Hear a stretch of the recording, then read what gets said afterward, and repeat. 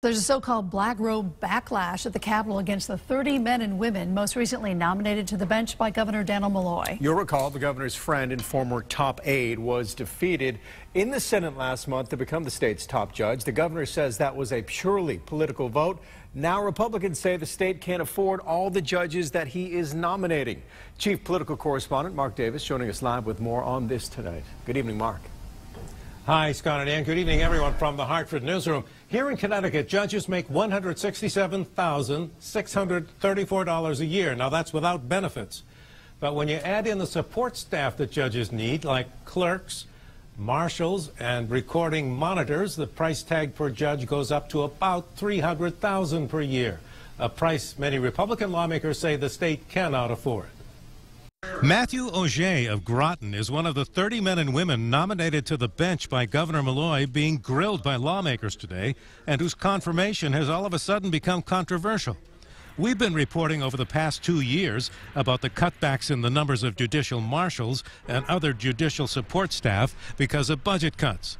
Well, Judge Patrick Carroll, the state's chief court administrator, says that there are 11 judges slated to retire soon, and the department has the money for their replacements, but does not have enough to pay the other 19 nominees or their support staff.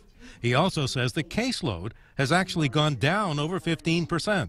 There are judges that are sitting judges in the state of Connecticut that have to sit in their chambers and wait for support staff to come into the court so they can hear cases because there is not enough money to support the support staff. The governor, who was stung by the defeat of his first choice to be Chief Justice, is writing this all off as more politics. Trump politics, Republican politics have come to Connecticut. But the head of the union that represents judicial support staff says the issues are real. Right now on the adult probation officer side, we're 92 officers down, and with 39,000 people on probation and the addition of more judges, we're not opposed to it. We would just like the support staff to be able to do our job. Legitimate questions can be raised about whether or not we really need to confirm this many judges. It's more likely that they wanted other people to be judges, or they want the next governor to make judges.